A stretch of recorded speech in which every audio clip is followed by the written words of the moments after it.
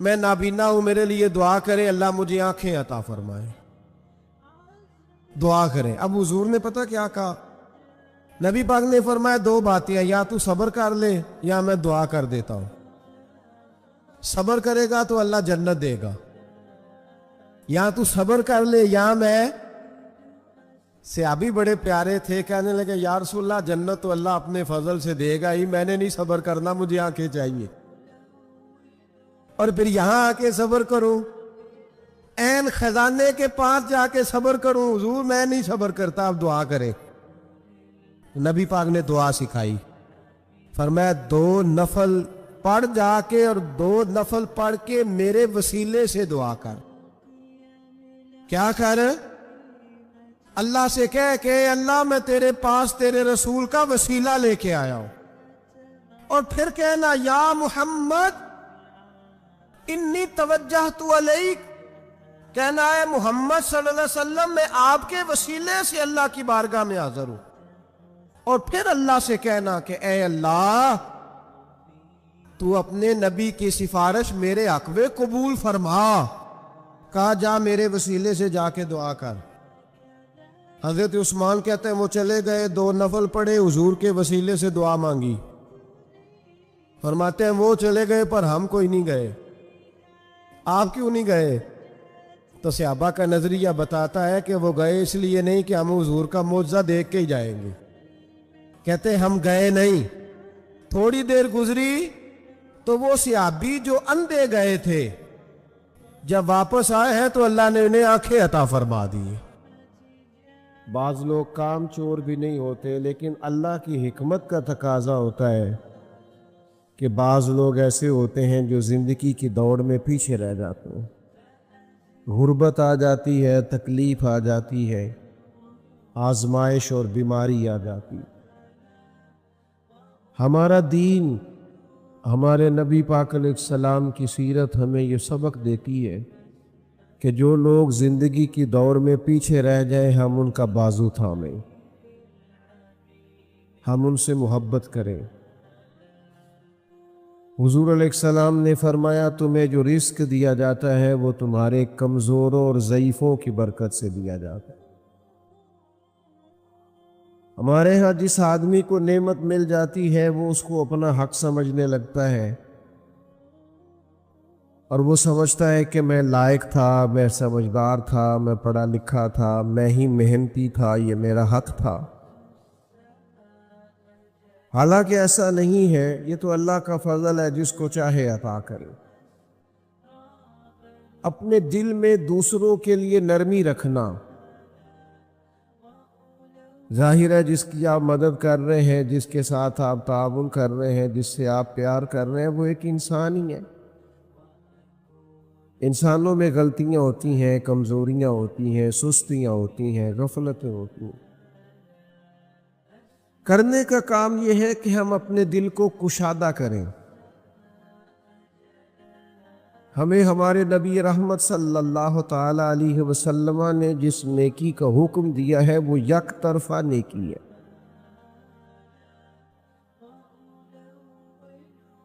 نیکیاں تجارت نہیں ہوتی کہ سامنے والا کرے گا تو پھر میں بھی کروں گا، نیکی یک طرفہ ہے۔ تو نبی پاک صلی اللہ تعالی علیہ وسلم نے ہمیں یک طرفہ نیکی کا کہا۔ معنی کیا ہے؟ کوئی کرے نہ کرے ہم نے نیکی کرنی ہے، کوئی شکریہ ادا کرے نہ کرے ہم نے نیکی کرنی ہے، کوئی اس کا احسان مانے نہ مانے ہم نے نیکی، کیونکہ بندے دیکھ کر نیکی نہیں کرنی، اللہ کی رضا دیکھ کر نیکی کرنی۔ آپ دیکھیے نبی پاک علیہ السلام کا مقدس طریقہ کیا ہے۔ قبیلہ بنو عراش کا ایک شخص مکہ مکرمہ اپنے کچھ اونٹ بیچنے کے لیے لایا تھا۔ چھوٹا سا تاجر تھا، دیہاتوں سے وہ جانور خرید کے شہروں میں بیچا کرتا تھا۔ تو وہ چند اونٹ بیچنے کے لیے مکے میں لایا تو اس بیچارے کے نصیب کے اونٹ اس سے ابو جہل نے خرید لیے۔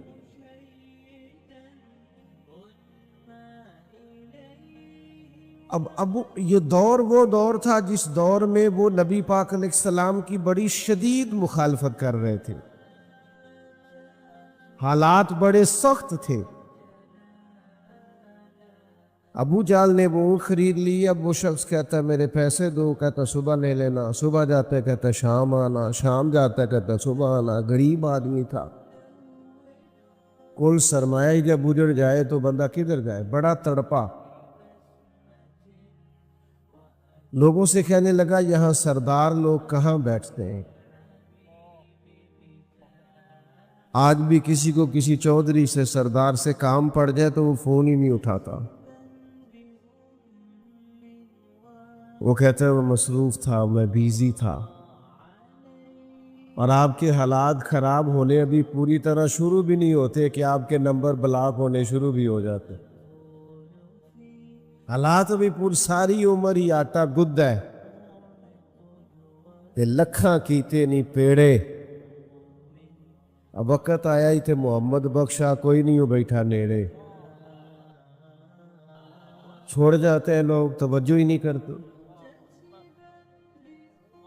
تو وہ شخص کہتا ہے کوئی شخص میری داد رسی کو تیار نہ تھا، توجہ رکھے، کوئی تیار ہی نہ تھا۔ میں نے پوچھا چودھری کہاں ہے، تو کہا یہ جو عصر کے بعد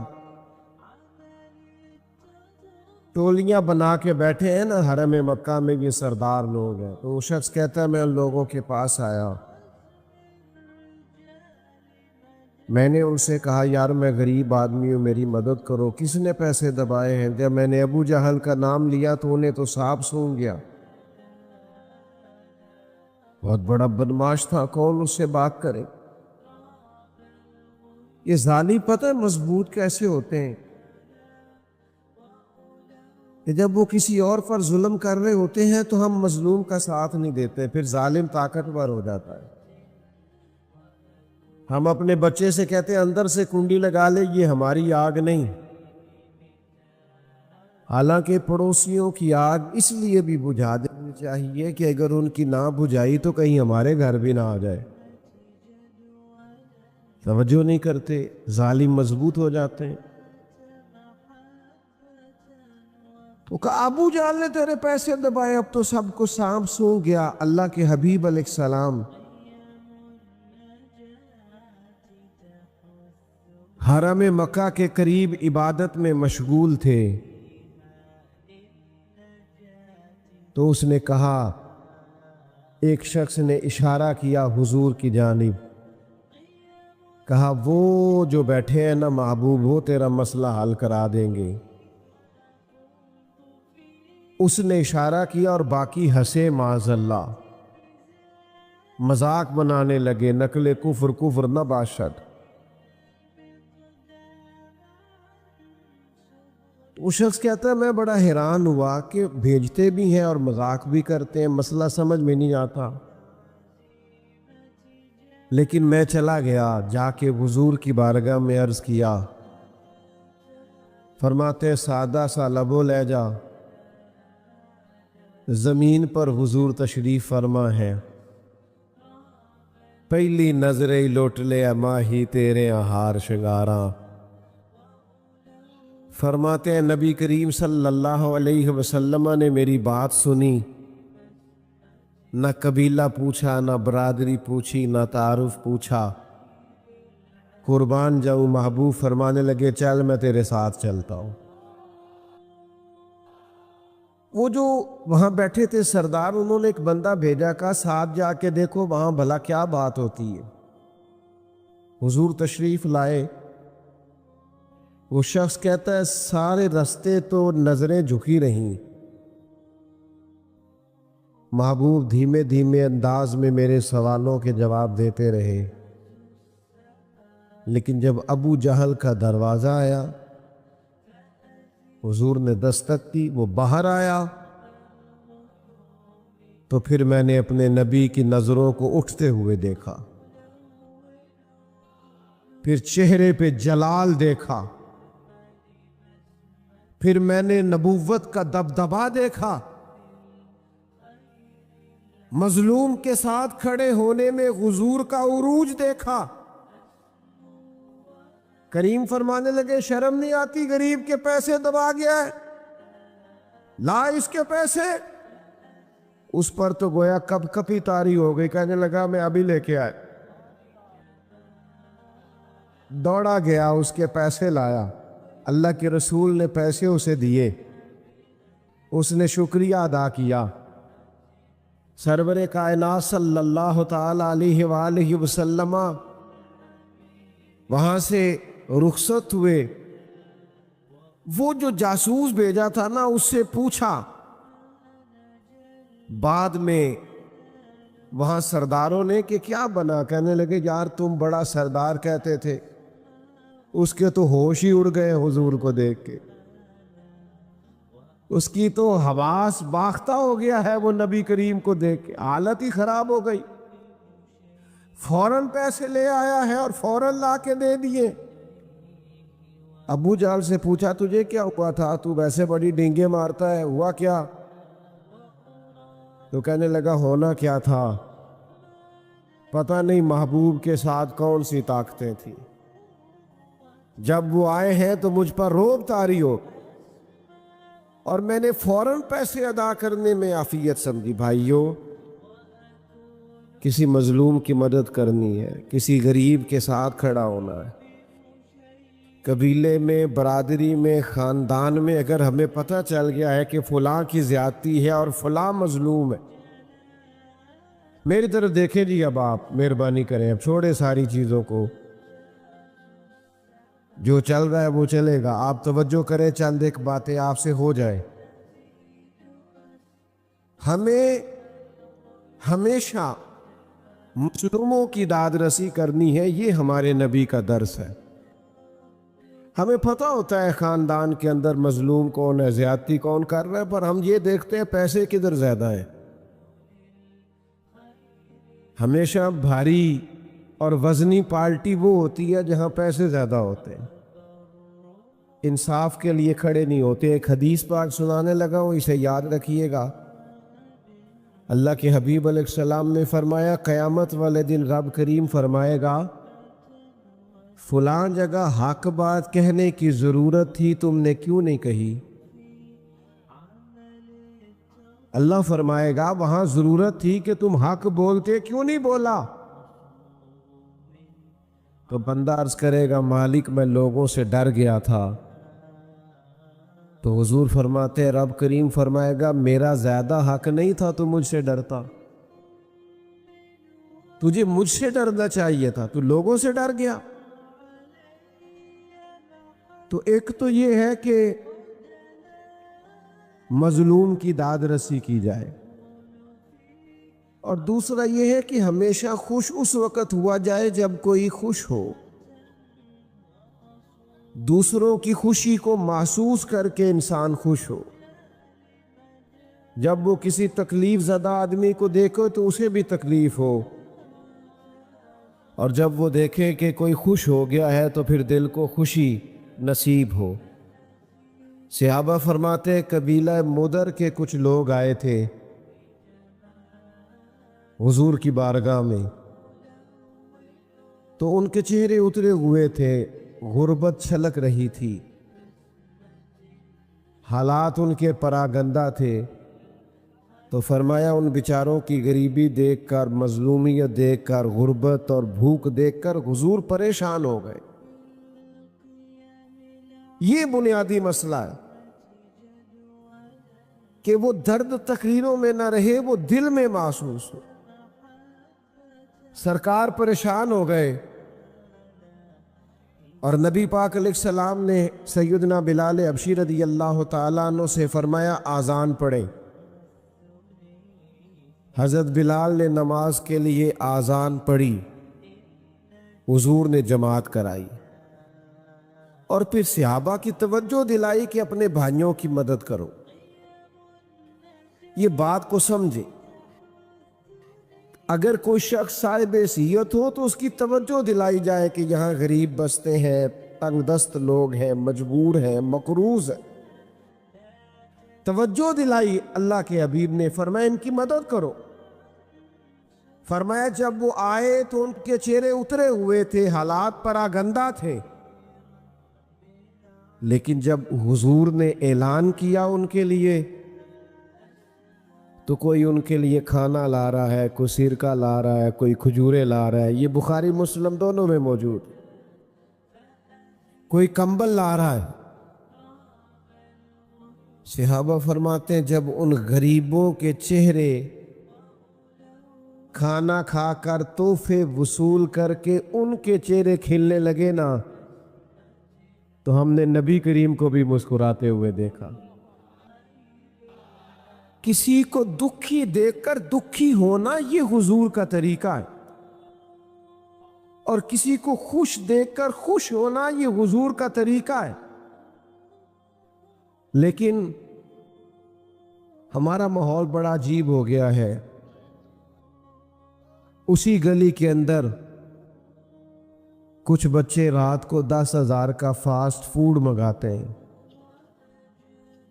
اور اسی گلی میں چند گھر چھوڑ کر ایک گھر وہ بھی ہوتا ہے جو میاں بیوی رات مشورہ کر رہے ہوتے ہیں کہ صبح بچوں کی فیس نہ گئی تو ان کی ٹیچر پھر باتیں کرے گا، ان کے استاد پھر کہیں گے۔ میرے بھائیوں، یاد رکھنا، تھوڑا سا اپنے دل کو نرم کیا جائے، کشادہ روئی پیدا کی جائے، اور صدقہ اور خیرات اور کسی کو دینا یہ کروڑوں اربوں سے نہیں اس کا تعلق۔ بخاری شریف میں پورا باب ہے کہ انسان دل کا غنی ہوتا ہے، دل کا، جیب سے بندہ غنی نہیں ہوتا۔ مالا والے سخی نہیں ہوندے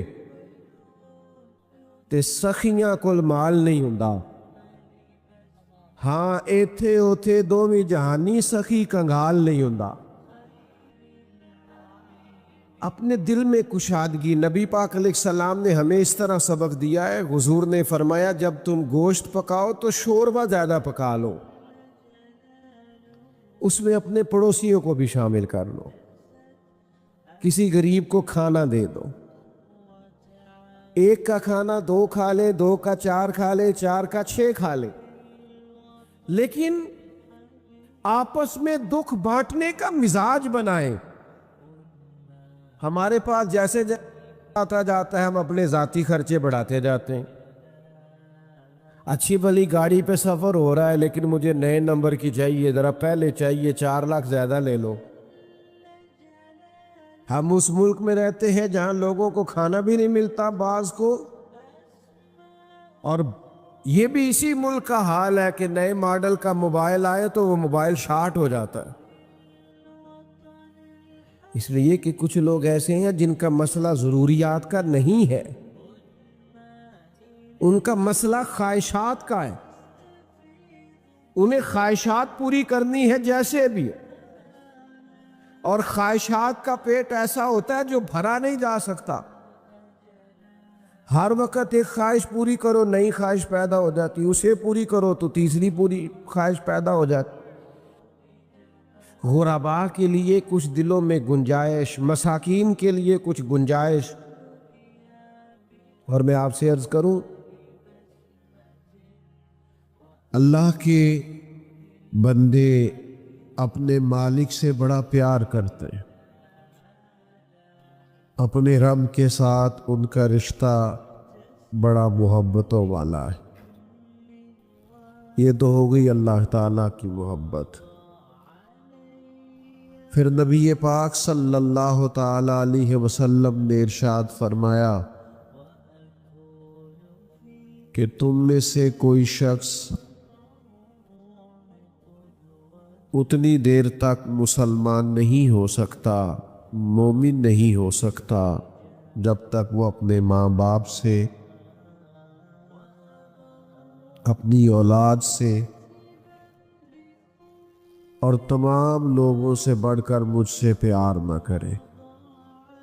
تو اللہ سے بھی محبت کرنی ہے، اور ہر چیز سے بڑھ کر نبی پاک صلی اللہ تعالی علیہ وسلم سے بھی پیار کرنا۔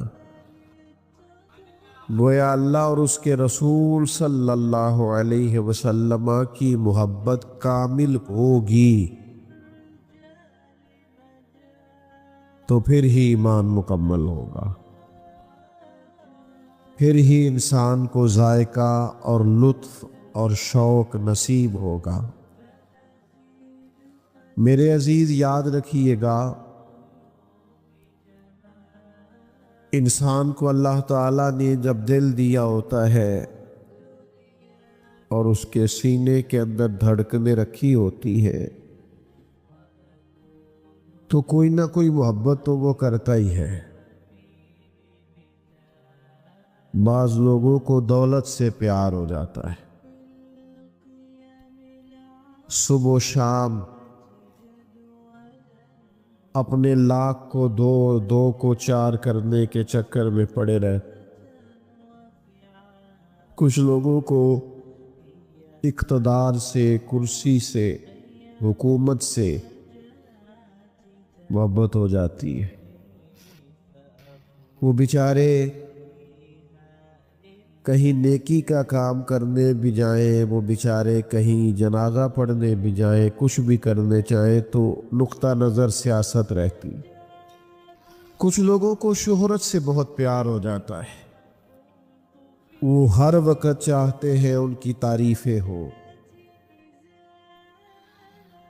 ان کے دل میں یہ خواہش مچلنے لگتی ہے کہ ہر وقت کوئی نہ کوئی ان کے گن گاتا رہے، ہر وقت کوئی نہ کوئی کسی نہ کسی جملے سے انہیں یاد کرتا رہے۔ یہ شہرت کی محبت، دولت کی محبت، اقتدار کی محبت، یہ انسان کے باطن کو اجاڑ دیتی ہے۔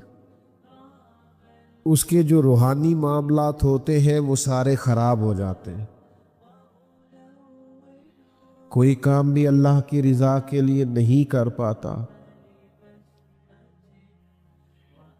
ہر وقت اس شوق میں لگے رہنا کہ میں کوئی بھی کام خیر کا کروں تو اس میں میری تعریف ہو، میری ستائش ہو، میرے لیے یہ جملے کہے جائیں کہ میں بڑا عظیم آدمی ہوں، میں بڑی خدمات سر انجام دیتا ہوں۔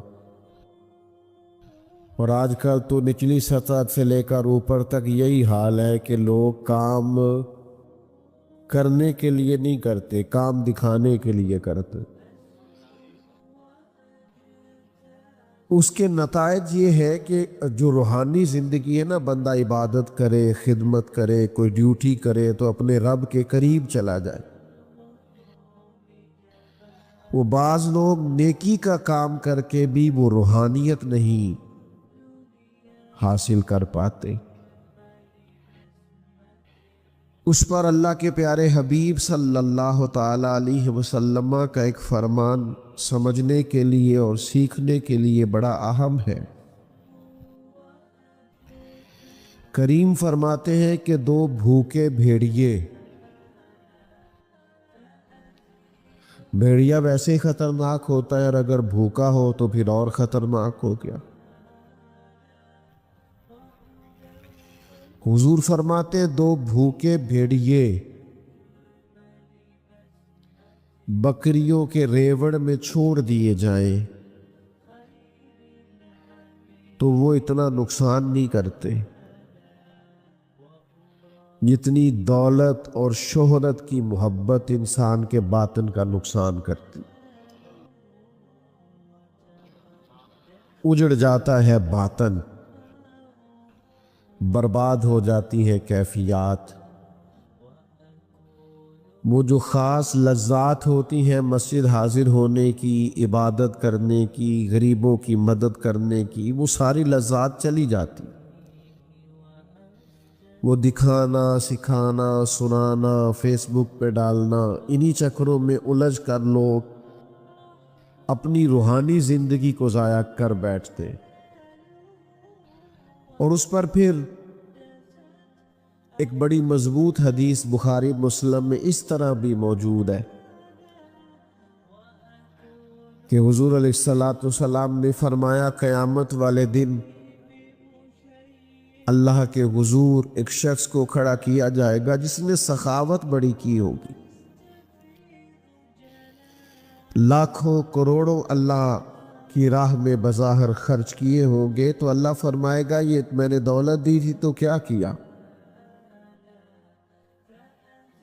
مالک میں نے تیرے راستے میں خرچ کیا تو اللہ تو دلوں کے حال جاننے والا ہے۔ کریم فرمائے گا وہ تو نے اس لیے کی تھی کہ لوگ کہے بڑا سخی ہے، تو کہا نہیں لوگوں نے تیری شہرت ہو نہیں گئی، وہ لائکس، وہ کومنٹس، وہ بلے بلے، وہ سب تو نے دیکھ لی۔ فرشتوں کو حکم ہوگا اسے پکڑو اور دوزخ میں ڈال دو۔ پھر ایک شخص کو کھڑا کیا جائے گا جو شہید ہوا ہے، جان ہی دے دی اللہ کے راستے، لوگوں کو کے سامنے اس کا جو نام درج ہے وہ ایک شہید کے طور پر درج ہے۔ لیکن کریم فرماتے ہیں، رب فرمائے گا میں نے طاقت دی تھی، فن حرب و ضرب میں کمال دیا تھا، میدان میں کھڑے ہونا لڑنا تمہیں آتا تھا، کیا کیا؟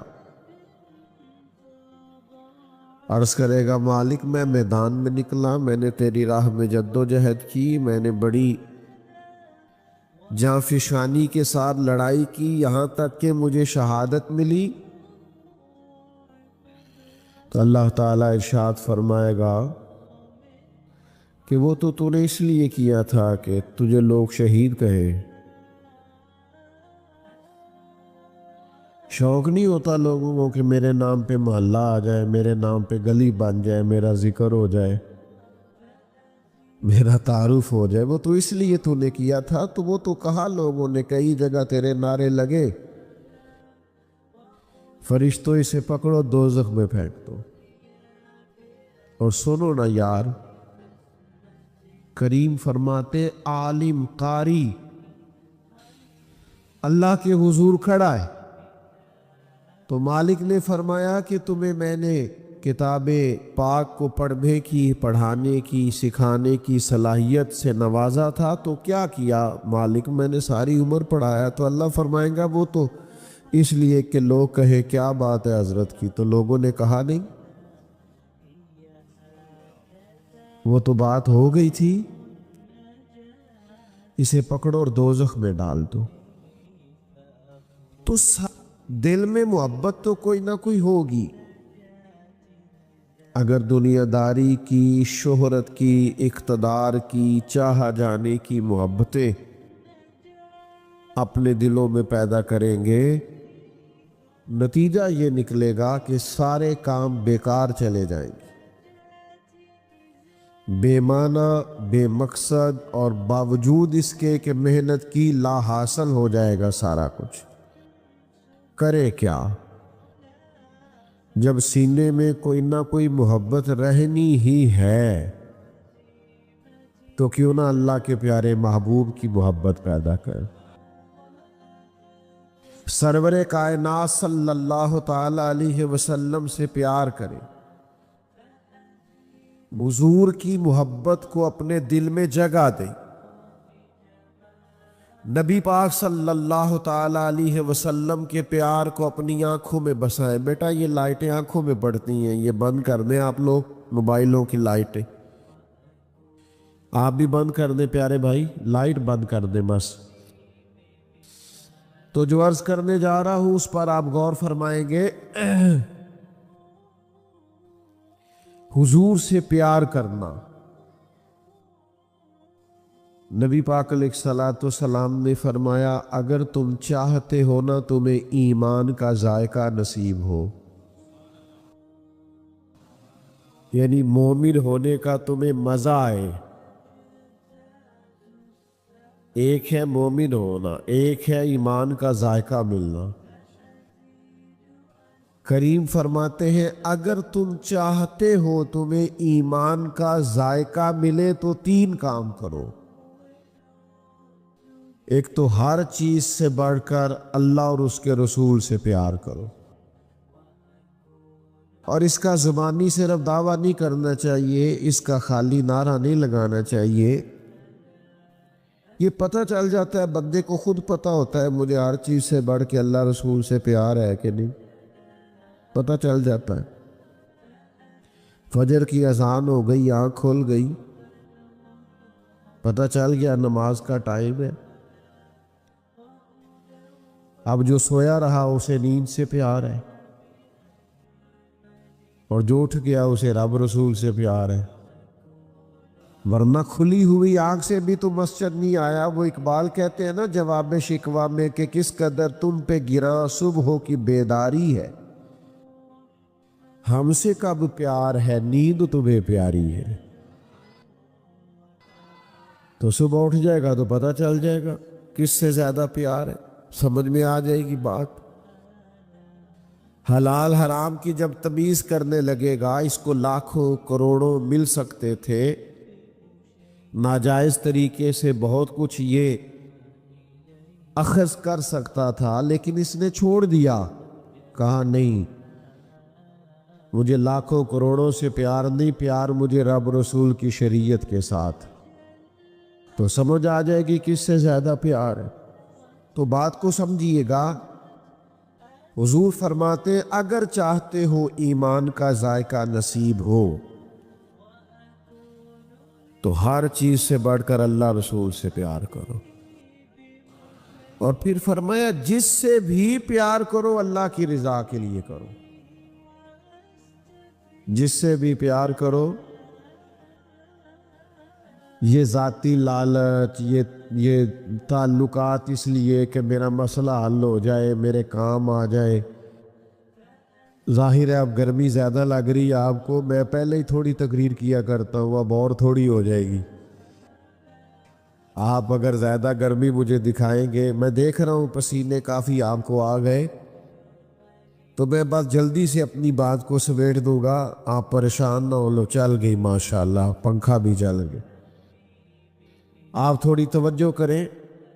میں ویسے بھی تھوڑی تقریری کیا کرتا ہوں، عادی تھوڑا بیان کرنے کا ہوں، اس لیے کہ کوشش ہوتی ہے کہ کوئی لفظ ادھر ادھر کر کے وقت ضائع نہ کیا جائے، جو کیا جائے ٹو دی پوائنٹ ہی کیا جائے. تو آپ تھوڑا سا توجہ کریں، چند ایک باتیں آپ سے ہو جائیں. حضور نے فرمایا اگر چاہتے ہو ایمان کا ذائقہ ملے تو پھر جس سے بھی پیار کرو اللہ کی.